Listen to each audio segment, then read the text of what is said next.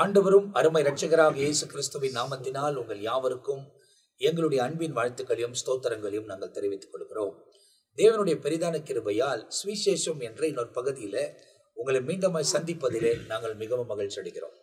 கடந்த நாட்கள் எல்லாம் கர்த்தர் கண்மணி போல காத்து இந்த நாளை தேவன் தந்து இந்த மாலை வரை ஆண்டவர் நம்மை பாதுகாத்து ஆசீர்வதித்து வழிநடத்தி வந்திருக்கிறார். அதே நேரத்தில் சுவிசேஷத்தை தொடர்ந்து அறிவிப்பதற்கு தேவன் இரக்கம் பாராட்டி இருக்கிறார். அதிலும் இந்த பகுதியில் இன்னும் ரொம்ப சந்தோஷமான விஷயம் என்னன்னா, ஊழியர்கள் தன்னுடைய நேரங்கள் எல்லாம் ஒதுக்கி மீண்டும் நம்மோடு கூட இணைந்து செயல்படுவதற்கு அவங்க நம்மோடு கூட இணைந்திருக்கிறாங்க. எல்லாம் தேவனுடைய திருசபையை நடத்தக்கூடியவர்கள் அங்கங்கே ஊழியங்களை நிறைவேற்ற வேண்டிய ஒரு காலகட்டாயத்தில் மிக வேகமாய், அதாவது கேப்பே இல்லாமல் ஓடிக்கொண்டே இருக்கிறார்கள். அதன் நடுவில் நேரத்தை கண்டுபிடிப்பது ரொம்ப கஷ்டமா இருக்குது. ஆனாலும் இந்த நாளிலே நம்ம மத்தியில் இருப்பது எனக்கு மிகவும் சந்தோஷம். எனவே போன பகுதியில் நீங்கள் பார்க்கும் போது மார்க் எழுதின சுவிசேஷம் 6ஆம் அதிகாரம் முற்றிலுமாய் முடிக்கப்பட்டிருக்கிறது. 7ஆம் அதிகாரம் 1வது வசனத்திலிருந்து 23ஆம் வசனம் வரை ஒரு குறிப்பிட்ட காரியங்களை குறித்து அங்கே சொல்லுகிறதை பார்க்கிறோம். அதுவும் 2 பகுதியாய் இருக்கிறதையும் நாம் பார்க்கப்படுகிறது. எனவே இந்த பகுதிகளை குறித்து நாம் அப்படியே தியானிக்க போகிறோம். நேரம் கொடுக்கப்படுகிற வரை அவங்க பேசப்பட போறாங்க. மீதியான காரியங்கள் இருக்குமானால் தொடர்ச்சியை அடுத்த பகுதியிலையும் நாம் அவைகளை பார்க்க போகிறோம். எனவே இந்த பகுதியை பார்த்து கொண்டிருக்கிற நீங்கள் ஒருவேளை இதுதான் 1வது முறை, ஆனால் போன பகுதியும் நீங்கள் பார்க்கும் போது இதன் தொடர்ச்சியை நீங்கள் பார்க்க முடியும். மார்க் எழுதின சுவிசேஷம் முழுமையாக இதுவரைக்கும் தியானிக்கப்பட்டு இந்த 7ஆம் அதிகாரத்தில் நாம் இப்போது தியானம் பண்ணி கொண்டிருக்கிறோம். அதுக்கு முன்பதாக மத்தேயு எழுதின சுவிசேஷம் 28 அதிகாரங்களும் முற்றிலுமாய் தியானித்து பதிவிடப்பட்டிருக்கிறது. எனவே தேவனோடு கூட இணைந்து நாம் செயல்படுவதற்கு, அவர் போதித்த உபதேசங்களை கை கொண்டு நடப்பதற்கு நாம் நாமே ஒப்பு கொடுக்கும் போது, அப்போதுதான் இந்த உலகத்தில் இருக்கிற வரையும் எல்லாவற்றையும் தேவன் நமக்கு வாய்க்க செய்து எக்கால சத்தம் எப்போ கேட்டாலும் அவரோடு கூட இணைந்து நித்திய வாழ்க்கைக்குள்ள பிரவேசிப்பதற்கு ஆண்டவர் நம்மை ஆசீர்வதிக்க போகிறார். எனவே இந்த பகுதிகளில் ஊழியர்கள் நம்மத்தில் இருப்பது ரொம்ப சந்தோஷம். அதில் 1வது இந்த 7ஆம் அதிகாரத்தை நம்மத்தில் ரெவரண்ட் ஜெயக்குமார் அவர்கள் துவங்க போகிறார்கள். நம்ம நேரடியாக நிகழ்ச்சிகளை கடந்து போக போகிறோம். கர்த்தருடைய நாமம் மகிமைப்படுவதாக. உங்கள் யாவருக்கும் ஆண்டவராகிய இயேசு கிறிஸ்துவின் இனிதான நாமத்தினாலே எங்கள் நல் ஸ்தோத்திரங்களை நாங்கள் தெரிவித்துக் கொள்கிறோம். தொடர்ச்சியாக நாம் ஆண்டவராகிய இயேசு கிறிஸ்துனுடைய சுவிசேஷ புஸ்தகத்தில் இருந்து அநேக காரியங்களை பரிசுத்தவான்கள் வழியாக நாம் கேட்டுக்கொண்டு வருகிறோம். இந்த நாளில கூட மார்க்கின் புத்தகம் 7ஆம் அதிகாரத்தில் இருந்து ஒவ்வொரு வசனங்களாக நாம் தியானிக்க போகிறோம். ஆண்டவராகிய இயேசு கிறிஸ்து இந்த பூமியில் வாழ்ந்த நாட்களிலே நடந்ததான ஒரு காரியத்தை இந்த இடத்துல தெளிவாக பரிசுத்த ஆவியாகிய தேவன் நமக்கு எழுதி கொடுத்திருக்கிறார். அது என்னவென்றால், முதல் வசனத்தை வாசித்து பார்க்கும் பொழுது, எருசலேமில் இருந்து வந்த பரிசேயரும் வேத பாதகரில் சிலரும் அவரிடத்தில் கூடி வந்தார்கள். அப்பொழுது அவருடைய சீஷரில் சிலர் கை கழுவாதபடி அசுத்த கைகளாலே போஜனம் பண்ணுகிறதை அவர்கள் கண்டு குற்றம் பிடித்தார்கள். நாம் ஆண்டவராகிய இயேசு கிறிஸ்துவினுடைய வாழ்க்கை முறையில பார்க்கும் பொழுது, இந்த பூமியில் அவர் வாழ்ந்த நாட்களிலே அவரை சுற்றிலும் எப்பொழுதும் 3 கூட்டத்தார் எப்பொழுதும் பின்தொடர்வார்கள். அவர்கள் இயேசுவை ஏற்றுக்கொண்டு பின்தொடர்கிற கூட்டம் அல்ல. ஆண்டவராகிய இயேசு கிறிஸ்து எதை செய்தாலும், அவருடைய சீஷர்கள் எதை செய்தாலும் அதில் ஏதானும் குற்றத்தை கண்டுபிடிப்பதற்காகவே இந்த 3 கூட்டத்தார் யார் என்று சொன்னால், பரிசேயர், சதுசேயர், வேத பாதகர். இவர்கள் எப்பொழுது பார்த்தாலும் வேதத்திலே தெளிவாக நிதானமாக வாசித்து பார்த்தால் நம்மால் அதை அறிந்து கொள்ள முடியும். இவர்களுடைய நோக்கமே இயேசு எதை செய்தாலும் எதை போதித்தாலும் அதில் அவர்கள் குற்றத்தை கண்டுபிடிப்பார்கள். அது தவிர அவரை பின்பற்றுகிற சீஷர்களுடைய வாழ்க்கையில் கூட அவர்கள் குற்றத்தை கண்டுபிடிக்கிற, குற்றப்படுத்துகிற கூட்டத்தார். ஆனால் அதில் ஒரு காரியத்தை தான் மார்க்கின் புத்தகம் 7ஆம் அதிகாரத்தில் ஆண்டவர் தெளிவாக நமக்கு தேவன் எழுதி வைத்து, அன்பார்ந்தவர்களே, வேதத்தை பார்க்கும் பொழுது நாம் தேவ பிள்ளைகள், கிறிஸ்தவ மார்க்கத்தை சார்ந்தவர்கள், நாம் சடங்காச்சாரங்களை கடைபிடிக்க வேண்டிய அவசியம் கிடையாது. ஆனால் நம்முடைய வாழ்க்கையிலே கலாச்சாரத்தை நாம் கடைபிடிக்கிறதான காரியத்தில் நாம் இருக்கிறோம். அதுபோல யூதருடைய கலாச்சாரம் என்று இருக்கிறது. அவர்கள் தாமே கடைபிடிக்க வேண்டிய கட்டாயமா அது மோசையின் மூலம் கொடுக்கப்பட்ட பிரமாணங்களாக இருக்கிறது. அதில் ஒரு காரியத்தை இந்த இடத்துல சுட்டி காட்டுகிறார். என்னன்னு சொன்னா, அவருடைய சீஷர்களில் சிலர் கை கழுவாமல் அசுத்த கைகளோடு போஜனம் பண்ணுகிறதை அவர்கள் கண்டு குற்றம் பிடித்தார்கள். அப்படின்னு சொன்னா, இந்த கலாச்சாரத்திலே, யூத கலாச்சாரத்திலே, அவங்களுடைய முறையிலே பார்க்கும் பொழுது அவர்கள் எப்பொழுது பார்த்தாலும் வெளியே சென்று விட்டு வந்தால் அவர்கள் தங்கள் கால்களையும் கைகளையும் கழுவ வேண்டும். சில வேளையிலே, சில சமயத்திலே ஸ்நானம் கூட அவர்கள் பண்ண வேண்டும். சாப்பிடும் பொழுது அவர்கள் விசேஷமாக தங்களுடைய கரங்களை கழுவி அவர்கள் சாப்பிட வேண்டும். ஆனால் இயேசுனுடைய சீஷர்கள் ஒரு சிலர், வேதம் சொல்லுகிறது, ஒரு சிலர் கை கழுவாமல் சாப்பிடுகிறதை கண்டதான இந்த வேத பாதகரும் இந்த பரிசேயரும் கேள்வி கேட்கிறாங்க, குற்றத்தை சொல்கிறாங்க.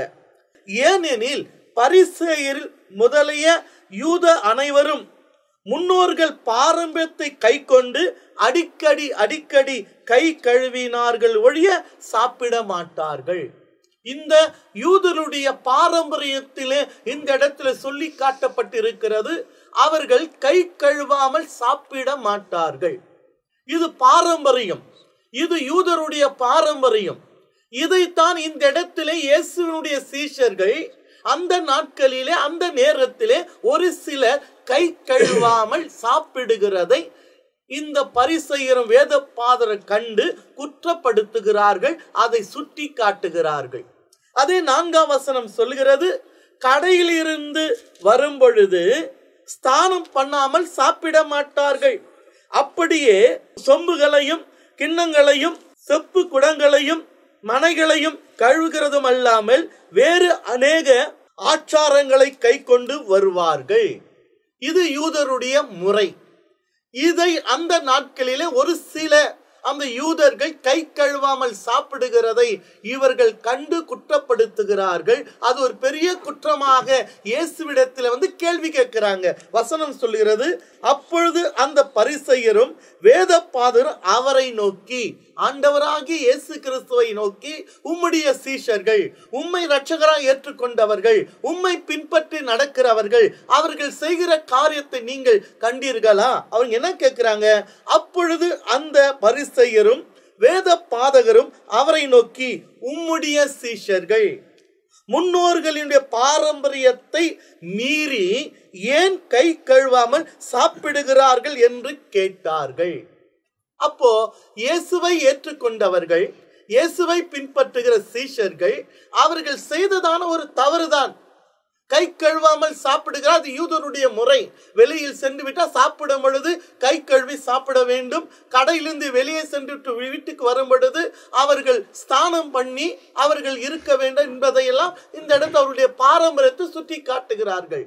ஆனால் குற்றப்படுத்த வேண்டும் என்று சொல்லி இவர்கள் குற்ற உணர்வோடு கூட இயேசுவிடத்தில் கேட்டார்கள், உம்முடைய சீஷர்கள், அப்படின்னா உம்மை பின்பற்றுகிற சீஷர்கள் பாரம்பரியத்தை, முன்னோர்களுடைய பாரம்பரியத்தை மீறி நடக்கிறார்களே, கை கழுவாமல் சாப்பிடுகிறார்களே, இது என்ன என்று கேட்கிறார்கள். அவர்கள் கேட்ட கேள்விக்கு ஆண்டவராகிய இயேசு தெளிவான குற்றப்படுத்தினதான அவர்களுக்கு எடுத்து உரைக்கிற ஒரு காரியம்தான் 6ஆம் வசனத்திலிருந்து 14ஆம் வசனம் வரைக்கும் தெளிவாக எந்த பரிசேயர், சதுசேயர், வேத பாதகர் இயேசுவிடத்தில் குற்றப்படுத்துகிறார்களோ அவர்கள் செய்கிற தவறை சுட்டி காட்டுகிறார்கள். அவர்கள் என்ன, பிரமாணத்தையே மீறி நடக்கிறார்கள். கை கழுவாமல் போவது பெரிய குற்றம் என்று சொன்னால், நீங்கள் பாரம்பரியத்தை நீங்க கை கழுவவில்லை, ஆனால் நீங்களோ மோசையின் மூலமாய் கொடுக்கப்பட்ட பிரமாணத்தையே மீறி நடக்கிறீங்க, தப்பா போதிக்கிறீங்க என்பதை குறித்து 6ஆம் வசனத்திலிருந்து 14ஆம் வசனம் வரைக்கும் தெளிவாக ஆண்டவர் எடுத்து உரைக்கிறார். என்ன சொல்றாரு? அவர்களுக்கு அவர் பிரதி உத்தரமாக, அவர்கள் என்றால் எவர்கள்? யாரெல்லாம் இவரிடத்தில் சீஷர்கள் கை கழுவாமல் சாப்பிடுகிறதை குற்றச்சாட்டி கேள்வி கேட்ட அவர்களுக்கு அவர் பிரதி உத்தரமாக என்ன சொல்றார் பாருங்க. இந்த ஜனங்கள் தங்கள் உதடுகளினால் என்னை கனம் பண்ணுகிறார்கள், அவர்கள் இருதயமோ எனக்கு தூரமாய் விலகி இருக்கிறது என்றும். அப்போ அவர்கள் கேட்ட கேள்விக்கு அவர் சொல்ற ஒரு வார்த்தை, இந்த ஜனங்கள் தங்கள் உதடுகளினால் என்ன பண்றாங்க? கனம் பண்றாங்க. அவர்கள் இருதயமோ எனக்கு தூரமாய் விலகி இருக்கிறது என்றும். அதுக்கு என்ன அர்த்தம் அப்படின்னா, வாயில என்ன துதிக்கிறாங்க தவிர அவங்க இருதயத்தில் அந்த துதி வருவதில்லை. இல்ல, வெறும் மனுஷர்கள் பார்க்கக்கூடிய அளவுக்கு வாயில பாடுறாங்க, வாயில ஆராதிக்கிறாங்க. அவங்க இருதயத்திலிருந்து அப்படிப்பட்ட ஒரு நோக்கமோ எண்ணமோ ஏற்படுறது இல்ல.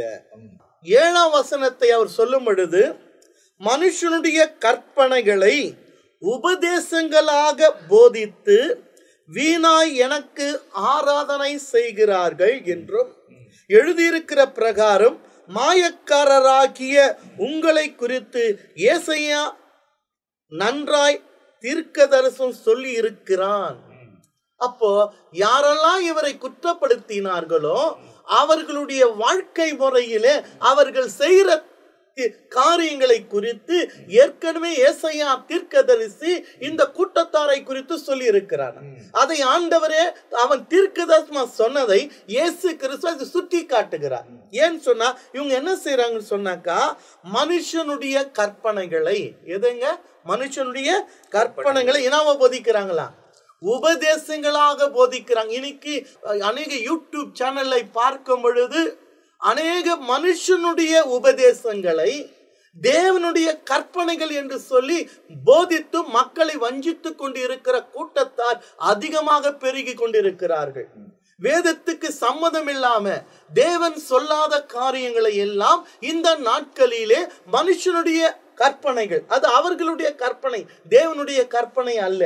தேவன் மோசையின் மூலமா இஸ்ரவேல் ஜனங்களுக்கு கற்பனைகளை கொடுத்து இருக்கிறார். அந்த கற்பனைகளை அல்ல, மனுஷனுடைய கற்பனை, இவங்க சொந்தமாக சுயமாக சில கற்பனைகளை உபதேசங்களாக போதிக்கிறார்கள். இன்னைக்கு அநேக காரியத்தை என் வாழ்க்கையில ஒரு அற்புதத்தை ஆண்டவர் செய்கிறார். தேவன் என் வாழ்க்கையில் செய்த அற்புதத்தை நான் மகிமை, தேவனுடைய நாமம் மகிமைக்காகத்தான் நான் சொல்ல வேண்டுமே தவிர என் வாழ்க்கையில் செய்ததை, அந்த அற்புதத்தை நான் உபதேசங்களாக மாற்றக்கூடாது. கரெக்ட்.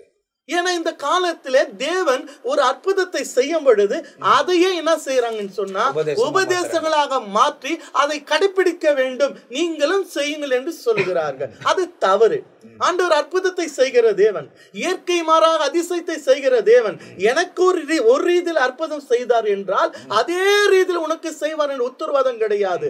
ஆனால் அவரை விசுவாசிக்கும் பொழுது, அவரை நம்பும் பொழுது, என் வாழ்க்கையில் அற்புதத்தை செய்த தேவன் உனக்கும் செய்வார் என்று சொல்லலாமே தவிர என் வாழ்க்கையில் செய்த அற்புதத்தை உபதேசங்களாக மாற்றுவது தவறான காரியம்.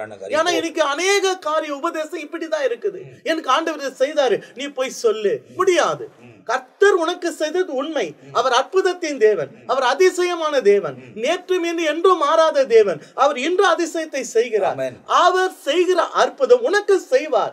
ஆனா என் வாழ்க்கை செய்ததை உபதேசங்களாக நான் உனக்கு போதிப்பது, உதாரணமாக சொல்லி கர்த்தருடைய நாம மகிமைக்கு ஏதுவாக அவர் இன்றும் ஜீவிக்கிறவர், இன்றும் அற்புதத்தை செய்கின்ற சொல்ல வேண்டுமே தவிர உபதேசமாக போதிக்க கூடாது. அதைத்தான் அவர்கள் செய்தார்கள் அந்த நாட்களில.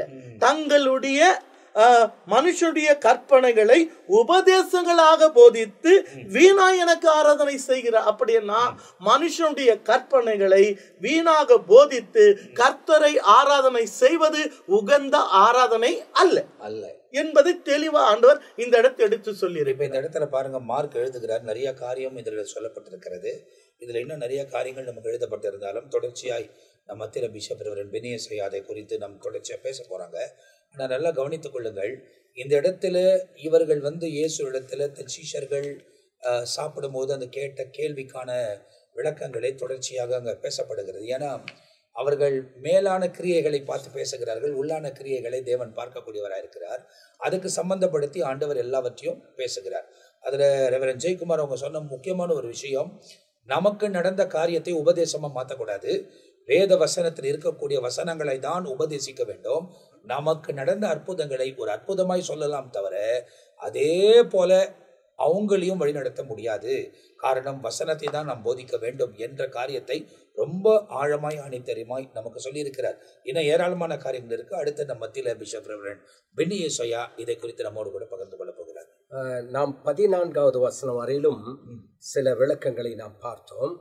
ஆனால் ஆண்டவராகிய இயேசு கிறிஸ்து சொல்லுகிற ஒரு வார்த்தை என்னன்னு கேட்டா, இவங்க பாரம்பரியத்தையும் சில உபதேசத்தையும் அவங்க சொல்றாங்க. ஆனா ஆண்டவராகிய இயேசு கிறிஸ்து சொல்லுகிற ஒரு வார்த்தை என்னன்னு கேட்டா, நீங்கள் எல்லோரும் எனக்கு செவி கொடுத்து உணருங்கள். நான் சொல்றதை என்ன பண்ண, நீ கேளு.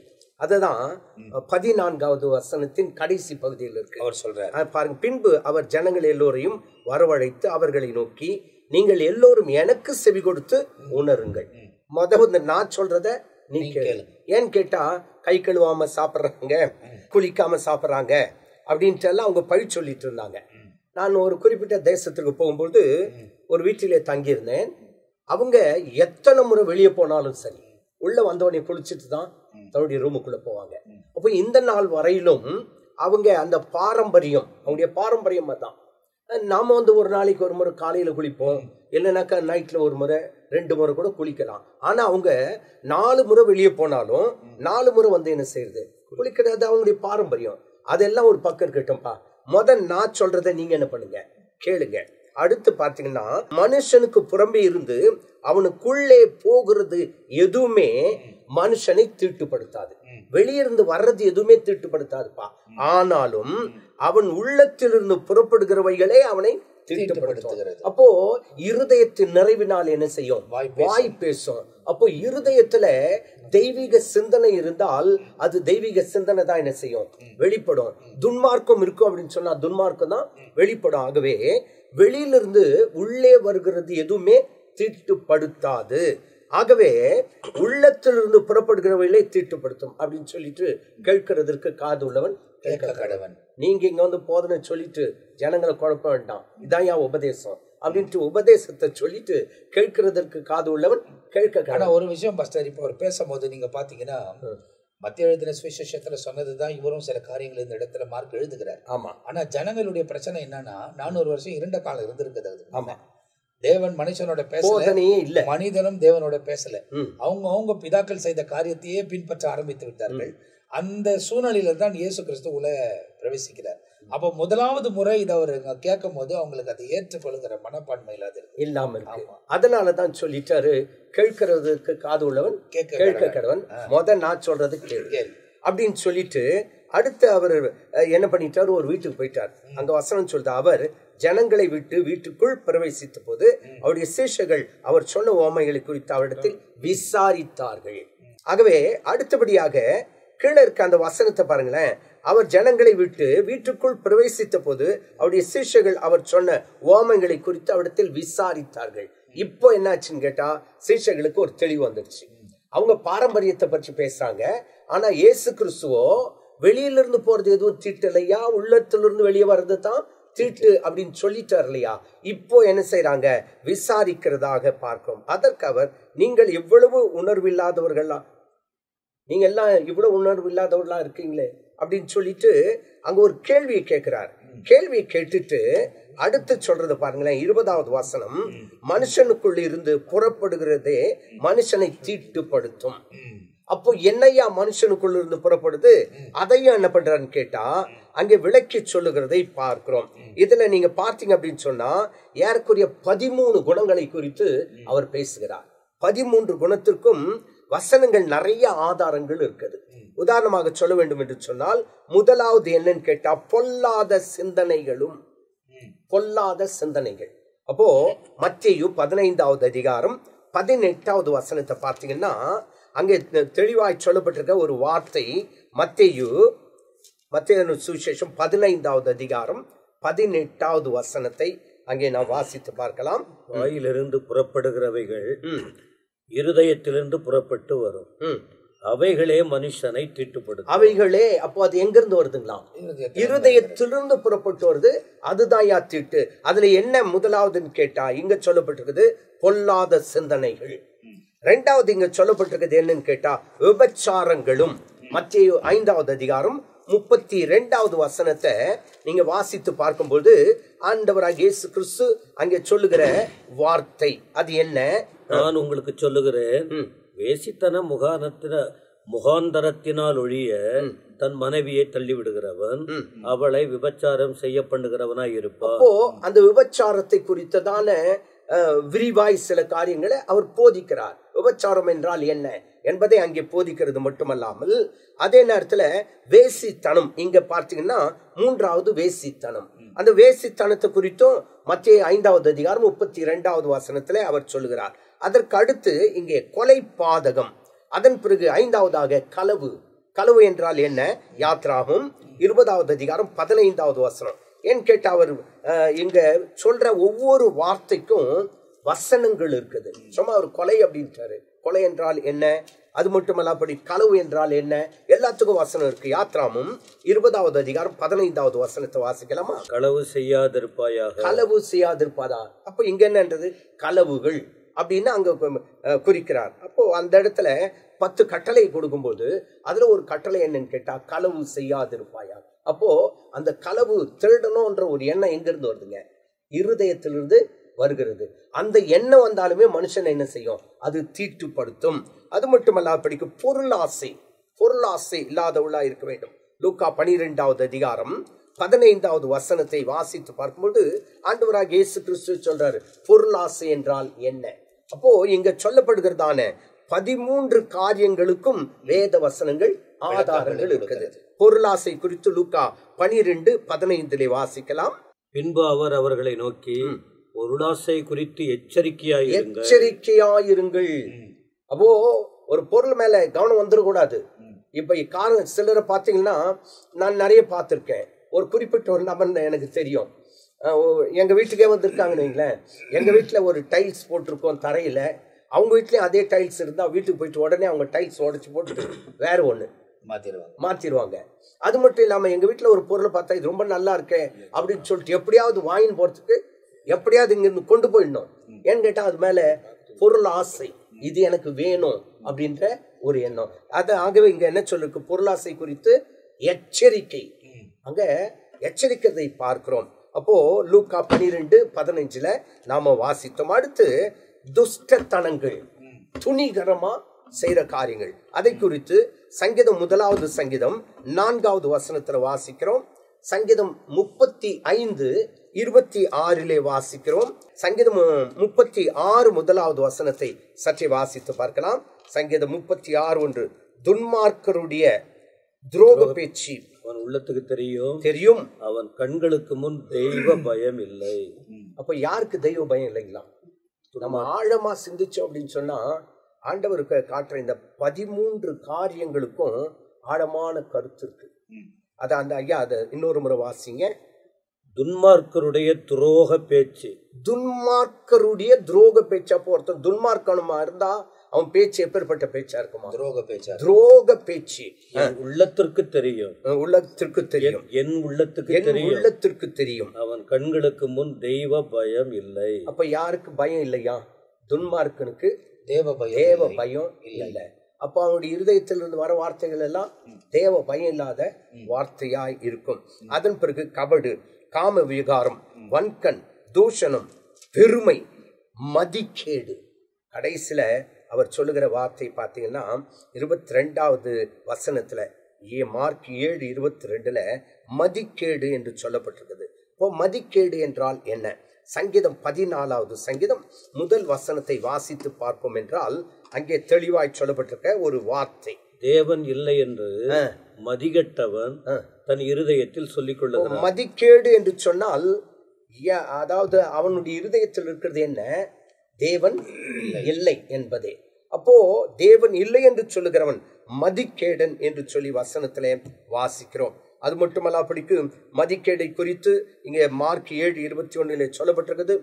2 கொரிந்தியர் 11வது அதிகாரம் 17:21 வசனத்துல மதிக்கேடை குறித்து சொல்லப்பட்டிருக்கு. அப்போ தீட்டு என்றால் என்ன என்று சொன்னால், வெளியிலிருந்து நாம சாப்பிட்றதோ உள்ள போறது தீட்டு கிடையாது, உள்ள இருந்து வெளியே வர்றது தான் தீட்டு என்று சொல்லி தெளிவாய் அங்கே சொல்லப்பட்டிருக்கிறது. அப்போ இந்த பகுதியில நீங்க பாத்தீங்கன்னா இந்த வசனங்களை குறித்த விளக்கங்கள் 23 வசனங்கள் 1லிருந்து 23 வசனங்களை குறித்து இயேசு பிரசங்கிக்கிறதை நாம் துல்லியமாய் ஒவ்வொரு காரியமாய் கேட்கிறோம். அநேக விளக்கங்கள், அநேக ஆதாரங்கள், அதுக்கு வேதத்தை சுற்றியே நிறைய காரியங்களை நாம் கேள்விப்பட்டிருக்கிறோம். பாவத்துமான காரியங்களை விட்டு விலகுங்கள், தேவனோடு கூட இணைந்து வாழுங்கள், அவர் உங்கள் வாழ்க்கையில மேன்மையான செய்வார். அடுத்த பகுதிகளிலே உங்களோடு கூட இணைகிறவரை தற்போது நாங்கள் எல்லாம் உங்ககிட்ட இருந்து விடைபெறுகிறோம். கர்த்தர் உங்களை ஆசீர்வதிப்பாராக. ஆமென்.